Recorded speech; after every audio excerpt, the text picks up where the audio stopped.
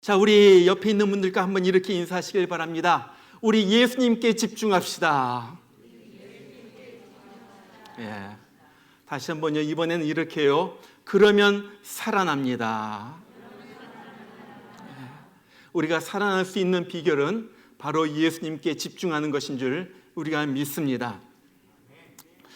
제가 책을 보거나 또 주의를 보면서 참 저분은 인생을 잘 산다 이렇게 느끼는 분들이 있어요. 그런데 그분들의 공통점이 있는데 그것은 삶이 단순하다는 것입니다. 그리고 그 단순한 삶이 핵심 가치에 집중되어 있다는 거예요. 여러분, 핵심 가치가 무엇입니까? 우리가 사는 삶 가운데는 우리 핵심 가치와 주변 가치가 있는데 핵심 가치, 이 코어 밸류는 이런 거예요. 정말로 중요한 것, 내 삶에 있어서 가장 핵심인 것, 이거 없으면 안 되는 것, 바로 이것이 핵심 가치입니다.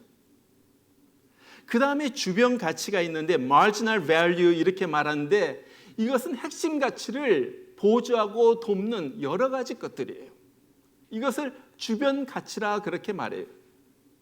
자, 예를 들면은 여자들에게 있어서 피부는 핵심 가치입니다. 화장품은 주변 가치예요. 학생들에게 있어서 공부는 핵심 가치입니다. 이 컴퓨터는 이 공부를 도와주는 주변 가치예요. 자, 화장품이 피부를 위해서 존재하는 것이고 컴퓨터가 공부를 위하여 존재하는 거예요. 이것이 바뀌면 안 돼요. 이것이 바뀌면 안 돼요. 근데 보면요, 이것이 바뀌어서 살아가는 사람들이 참 많다는 거예요. 어떤 아가씨가 자살을 했어요. 몇 년 전에 쌍꺼풀 수술했는데 수술이 잘못됐어요. 그래서 자꾸 수술하는데도 점점 더 망쳐지는 거예요. 그러면서 우울증에 빠지고 낙심하면서 살다가 드디어 자살하게 됩니다. 뭐예요? 핵심 가치와 주변 가치가 바뀐 거예요. 어떤 아이는 공부하라고 컴퓨터를 사줬는데 공부는 안 하고 컴퓨터 게임합니다. 컴퓨터 게임 하느라고 공부를 갖다가 안 하는 거예요. 바뀐 거예요. 어떤 사람은 누구누구 꼴 보기 싫어서 교회를 안 다닌다 그래요. 왜 교회를 다니는가? 이 핵심 가치를 잃어버린 거예요. 어떤 교회는요, 목사님이 감기 들어가지고 코맹맹이 소리를 한다고 그날 설교 은혜를 못 받았다고 그래요. 뭐예요? 내가 무엇 때문에 교회에 왔는가? 핵심 가치, 하나님의 말씀의 핵심 가치를 잃어버린 거예요. 자, 중요하지 않는 것 때문에 정말로 중요한 것을 놓치면서 산다 하는 것입니다. 이것이 오늘 우리 말씀을 통하여 우리가 배우고자 하는 거예요. 많은 사람들이 그렇게 살지만은 오늘 우리가 보는 바울은 절대 그렇지 않아요. 어떤 환경에 있든지 좋은 일이든지 힘든 일을 당하든지 그의 마음은요 항상 한 가지 본질적인 것, 핵심 가치에 있었다는 거예요. 자, 그것이 무엇입니까? 그것은 우리 주님의 피 묻은 복음이에요. 이것이 핵심 가치, 핵심 가치. 오늘 사실 바울이 처해 있는 형편은 굉장히 좋지가 않아요. 바울이 지금 감옥에 갇혀 있어요. 감옥에 있으니까 뭐 부족한 거 투성이죠. 특별히 바울은요 몸이 약해가지고 얼마나 많이 맞고 고초를 당했는지 몸이 전부 쇠해지는. 감옥에 있으니까 경제적으로도 힘들어요. 빌립보 교회 성도들이 헌금을 해줘가지고 참 고맙다고 하면서 쓴 편지가 오늘 빌립보서예요. 그것뿐만 아니라 이렇게 갇혀 있는 동안에 여러 가지 일들이 일어납니다. 구원을 받으려면 꼭 할례를 받아야 된다고 가르치는 사람들이 교회에 슬며시 들어와가지고 그것을 전파하는 거예요. 사람들이 복음을 전한다고 하는데 보니까 자기의 욕심을 따라가지고 자기 이름을 내려고 복음을 전하고 있어. 그러면서 덕이 안 되게 전도하는 사람들끼리 막 다툼이 일어나고 싸우는 거예요. 그것뿐만 아니라 개인적으로도 바울을 시기하고 미워하고 복음 전파하는 것을 방해합니다. 오늘 17절에 보니까 그렇잖아도 감옥에서 힘들게 지내는데 바울을 더 괴롭게 하려는 사람도 있었다 그래요. 아니, 그냥 바울이 복음 하나 전하는 것도 힘든데 온갖 주위에 성가신 일들이 계속해서 일어나고 있는, 얼마나 힘들어요. 여러분, 주의 일도 그렇지만은 우리의 세상살이도 그래요. 그냥 하루하루 세상 살아가는 것도 쉽지가 않은데 여러 가지 잡다하게 신경 쓸 일들이 자꾸 일어납니다. 아이들이 힘들게 해요. 친정 식구들이, 시댁 식구들이 내 마음을 갖다 무겁게 할 때도 있어요. 주위 사람들이 내가 잘 되는 것을 갖다가 보기 싫어하면서 얼마나 시기하고 방해하는지 몰라요. 그러면서 온갖 일들이 다 일어나죠. 갑자기 몸이 아파가지고 병원에 가야 할 때도 있고요. 갑자기 사고를 당해가지고 정말로 힘든 일에 빠질 때도 있어요. 아, 왜 이렇게 망가지는 것은 많은지. 이 더위에 한참 더울 때 하필이면 에어컨이 망가집니다. 힘들어요. 겨우겨우 한 달 갖다가 맞춰서 사는데 돈이 딱 떨어지니까 엉뚱하게 또 돈 쓸 일이 생겨나게 됩니다. 그러면 사람들이 어떻게 합니까? 이런 일들, 막 일어나고 있는 이런 일들에 정신이 팔려가지고 막 허둥지둥 되는 거예요. 아, 교회에서 있을 때 예배 드릴 때는 예수는 나의 힘이요 나의 생명 되시니 막 그렇게 찬송하고 그랬는데 실제로 삶에서는 전혀 힘든 일이 닥치면요 마음이 무거워지면서 그런 것들은 다 날아가 버려요. 신앙은 신앙이고 현실은 현실이라는 거죠. 그러면서 마음이 무거워지고 막 힘들어지는 거예요. 막 힘들어요. 여러분, 오늘 바울도 그런 처지에 있었어요. 육적으로 보나 영적으로 보나 너무 신경 쓸 일들이 많이 일어나는 거예요. 여러분, 그때 바울이 무엇을 합니까? 바울이 그때 붙드는 것 한 가지가 있었는데 바로 그건 핵심 가치인 복음이었다 하는 거예요. 복음을 붙들고 전하는 거예요. 오늘 18절에 보니까 그래요. 외모라 하든 참으로 하든 무슨 방도라든지 전파되는 것은 그리스도니. 여러 가지 힘든 일이 많은데 그런 거 하나하나 다 신경 쓰는 것이 아니라 그럴수록 나의 사명, 주님으로부터 받은 나의 사명, 복음 전파하는 일에 내 모든 것을 집중했다. 나는 어떻게 되든지 그냥 예수 그리스도의 피 묻은 복음만 전파하면 된다. 이것이 나의 사명이고 핵심 가치이다. 다른 것들은 다 부수적인 것이고 그렇게 중요한 것이 아니야. 힘든 일이 많이 일어날수록 나는 복음에 집중하겠다. 여러분, 우리도 마찬가지예요. 우리도요, 괴롭히는 것, 마음을 무겁게 하는 것, 힘든 것들이 많이 있지만은 그럴수록 예수 그리스도의 복음, 예수 그리스도의 피 묻은 복음, 그 십자가의 복음에 집중하면은 우리가 살아난다는 거예요. 저는 얼마 전에 유튜브에서 기가 막힌 한 사모님의 이야기를 들었어요.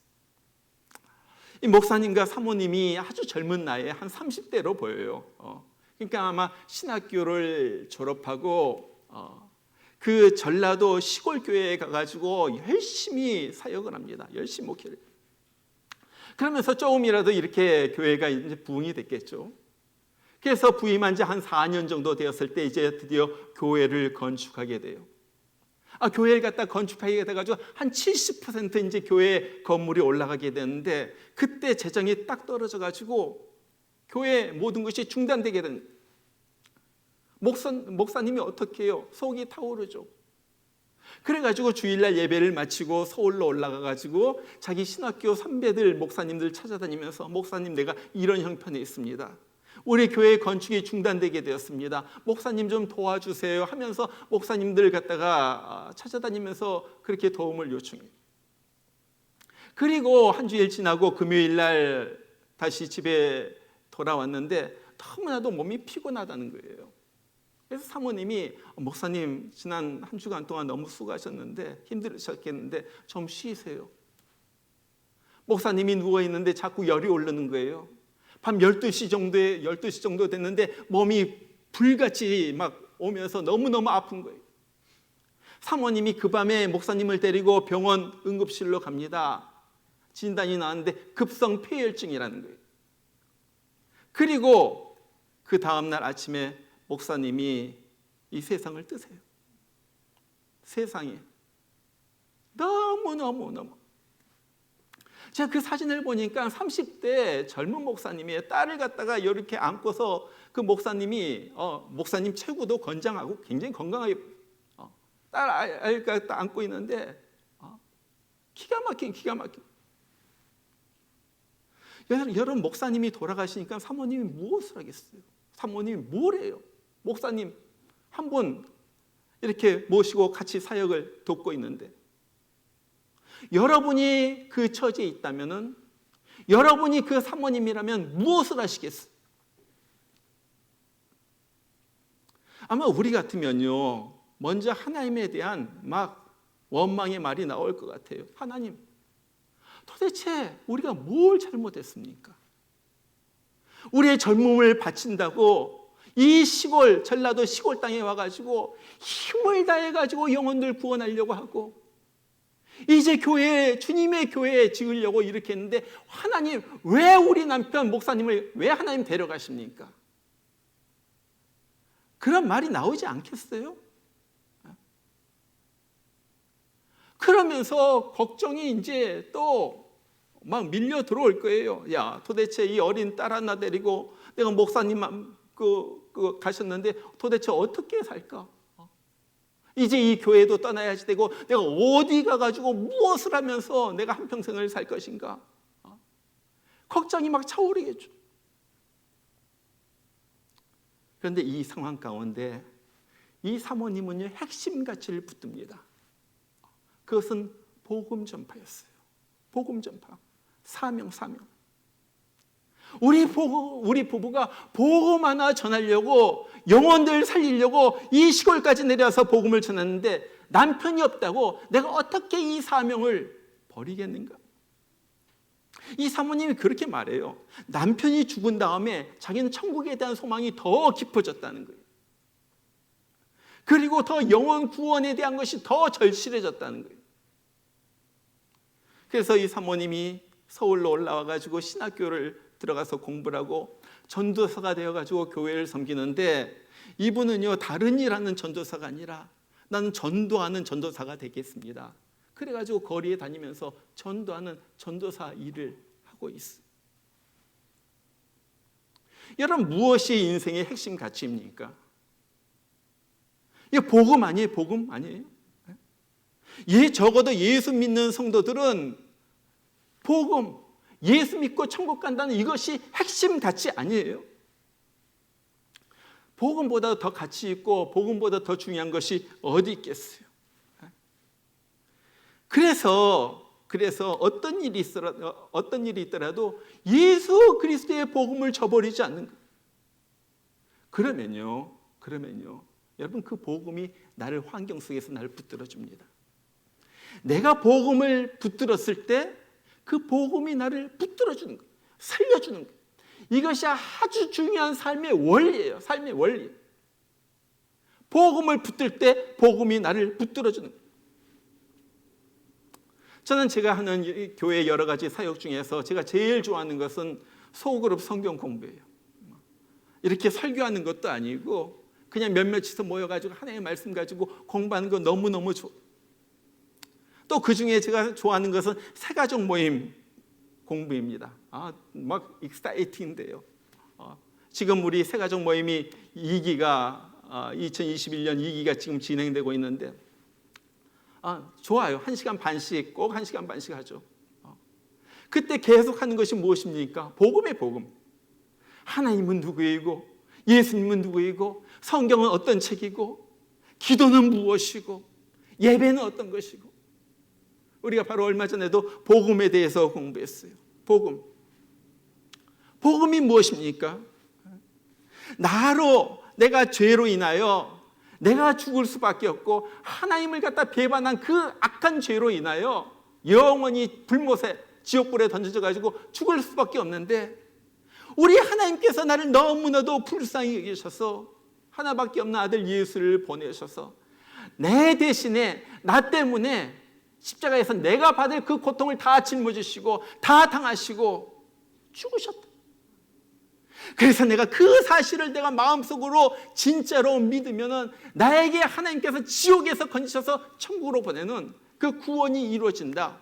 여러분, 이것이 복음 아니에요? 이것이 복음. 아니, 이것보다 더 중요한 것이 어디 있겠어요?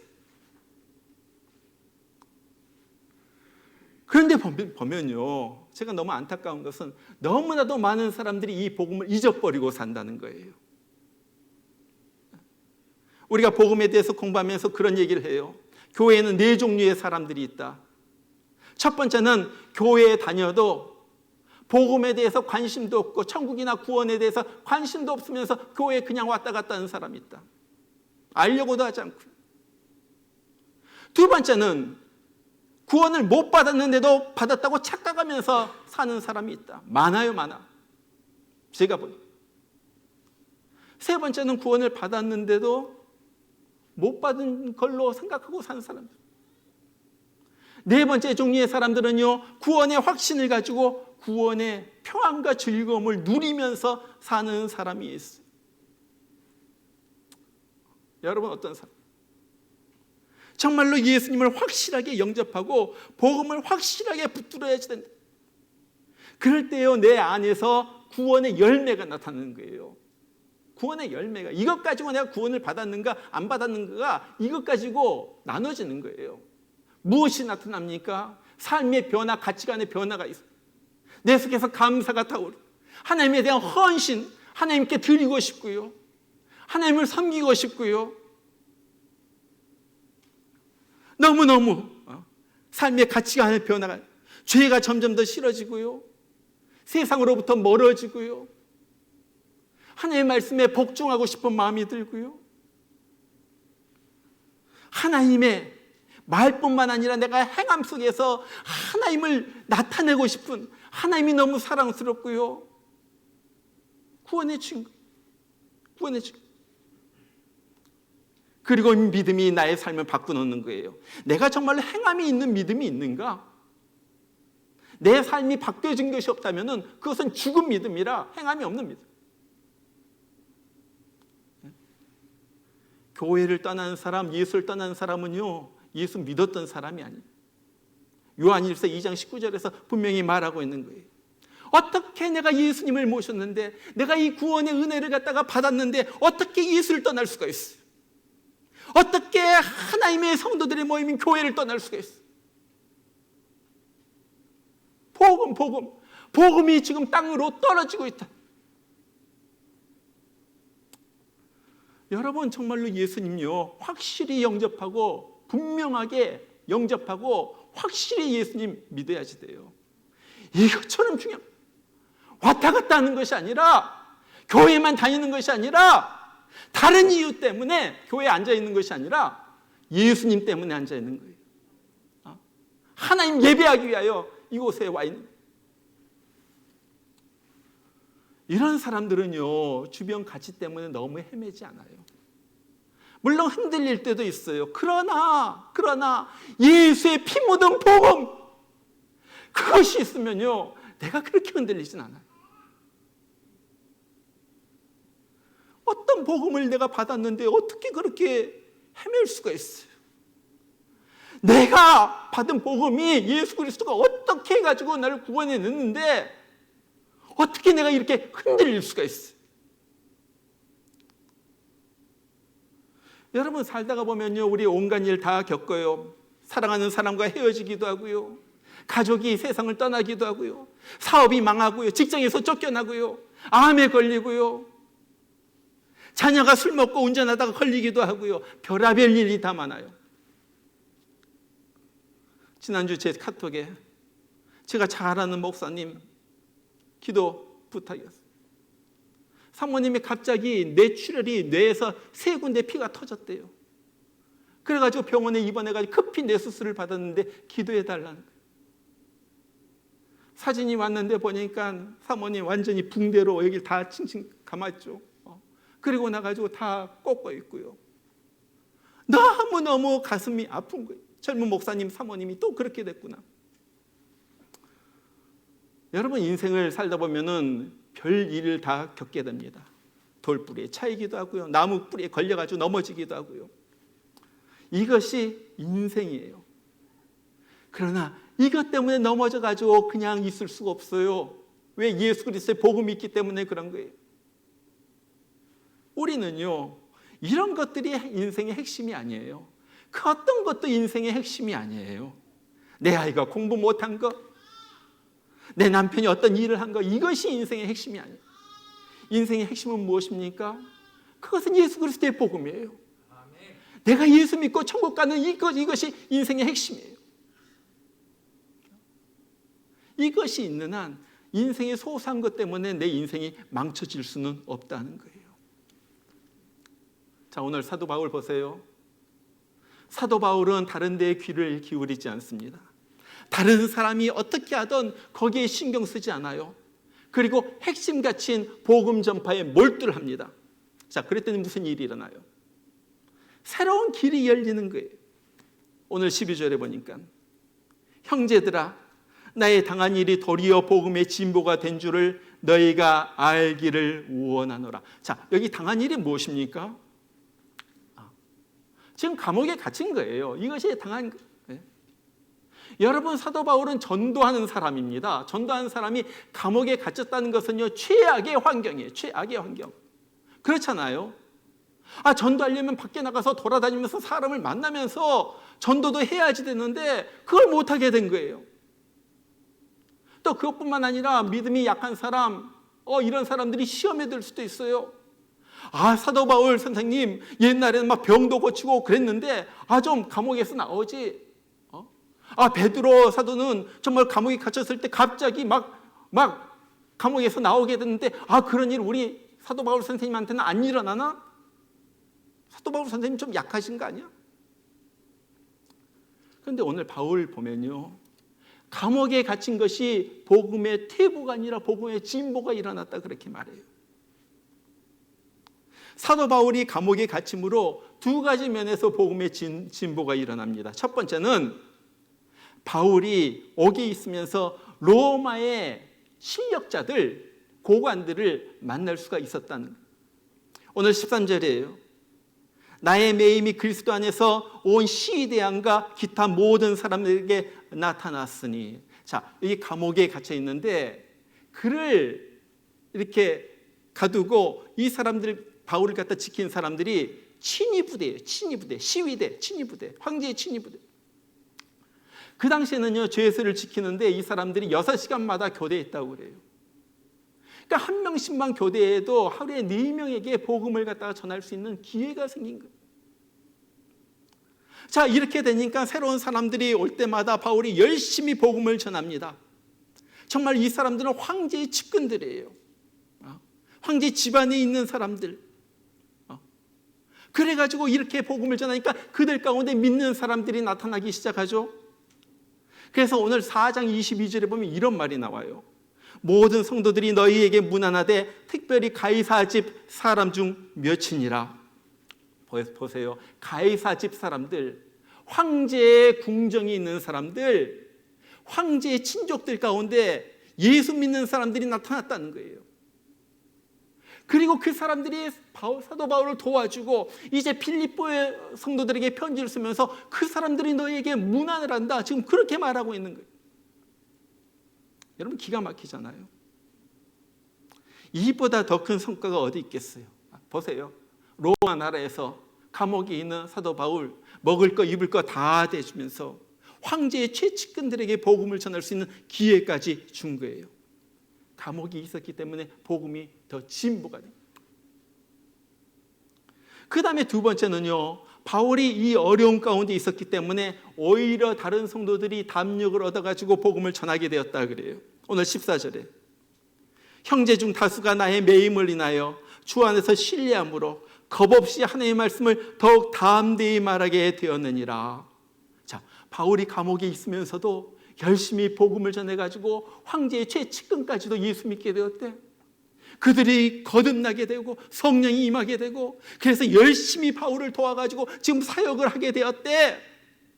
이런 소문이 퍼지면서 다른 사람들까지도 더 힘을 내가지고 사도 바울은 감옥에서도 복음을 전하는데 우리가 어떻게 그냥 앉아 있을 수가 있어? 그러면서 사람들이 더욱더 담대하게 복음을 전하게 되었다는 거예요. 여러분, 여기가 무엇을 말합니까? 환경이 문제가 아니에요. 다른 사람이 문제가 아니에요.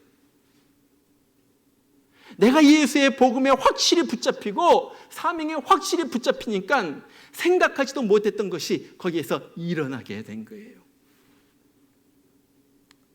그리고 사도 바울은 그런 것들을 보면서 내가 기뻐한다, 기뻐한다. 오늘 18절에도 보니까 내가 기뻐하고 기뻐한다, 그렇게 말하고 있는 거예요.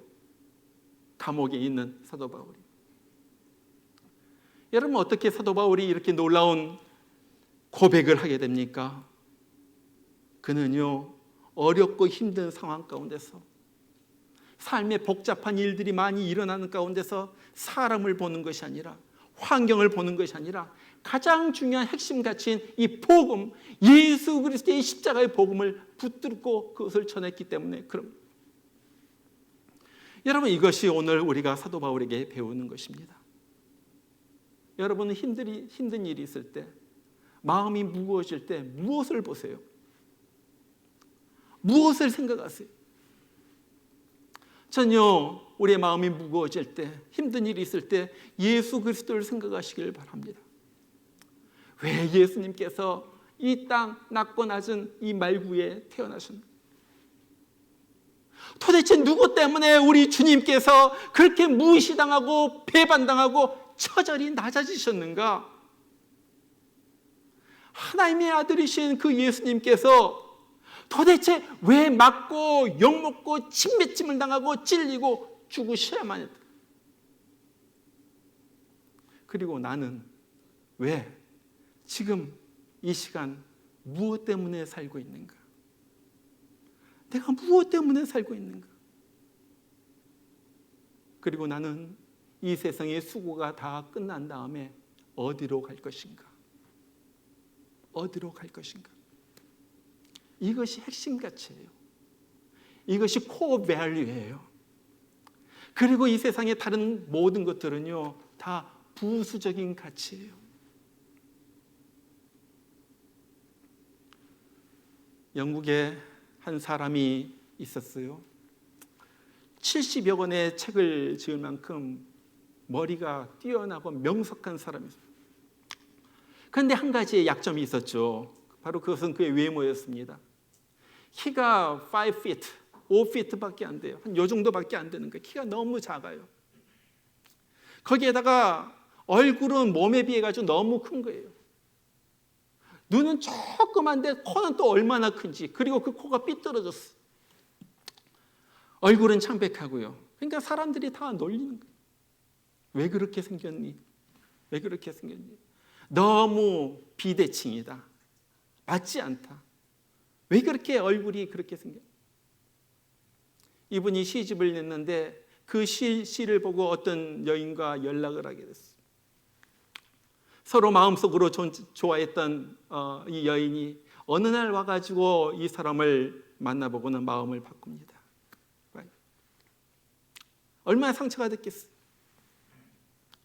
근데 이 사람이 어느 날 성경을 묵상을 하다가 예수님께서 나를 위하여 십자가에서 피 흘려 돌아가셨던 사실이 가슴속에 꽉 꽂히는 거예요. 그래, 그렇구나. 그 순간 정말 자기 모든 죄를 갖다 통곡하며 회개하며 예수님을 갖다가 가슴속에 모십니다. 그리고 신학교에 가가지고 공부를 하고 영국의 유명한 목사님이 되셨어요. 이분의 이름이 아이작 와츠라는 사람이에요. 아이작 와츠. 기독교 역사에 남는 인물이에요. 이분이 예수님의 은혜에 대하여 깊이 자기가 받은 그 은혜와 그 감동을 갖다가 750편의 주옥과 같은 찬송시에다가 썼어요. 그 중에 하나가 이런 찬송입니다. 웬 말인가 날 위하여 주 돌아가셨나. 이 벌레 같은 날 위해 큰 해 받으셨나.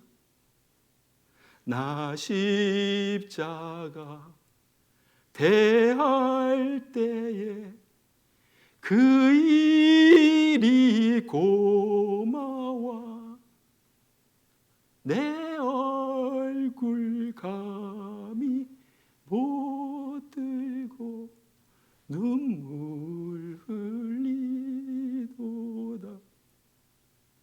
마지막 절은 이래요. 늘 울어도 눈물로써 못 갚을 줄 알아. 몸밖에 드릴 것 없어. 이 몸 바칩니다.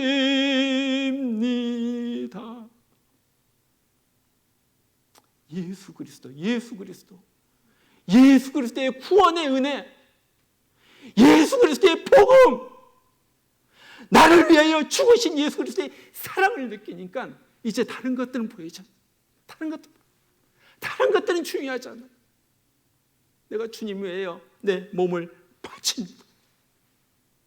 핵심 가치에 초점을 맞추고 사니까 내 못생긴 외모도, 여자의 변해버린 마음도, 사람들이 못생겼다고 놀리는 것도요, 아무것도 아니에요. 다른 사람들이 나에 대해서 무엇이라고 말하고 그것이 상관이 되잖아요. 예수의 초점을 맞추니까. 이거예요. 여러분 마음이 무거울 때마다 예수님 생각하시길 바랍니다. 그것밖에 없어요. 무슨 힘든 일이 일어날 때마다 천국 생각하시길 바랍니다. 그것밖에 없어요. 이것이 진짜이고 본질이고 핵심이에요. 정말 이것만 붙잡으면요, 우리는 어떤 시험도 어떤 문제도 이겨낼 수가 있는 거예요. 정말 마지막 때 마귀는 예수 믿는 사람들 한 사람이라도 쓰러뜨리려고 얼마나 심하게 공격하는지 모릅니다. 그럴 때 우리가 어떻게 이길 수가 있어요? 예수의 복음, 예수의 피 묻은 복음, 십자가에서 흘러내린 그 피덩이, 그것을 붙들고 내가 갈 천국 생각하면서 이겨내는 거예요. 여기 있는 우리 모두들 힘들고 어려운 삶을 살아갈 때 다른 것이 내 피할 곳이 아니라 내가 주님 앞으로 갑니다. 십자가 밑에 내가 무릎을 꿇습니다.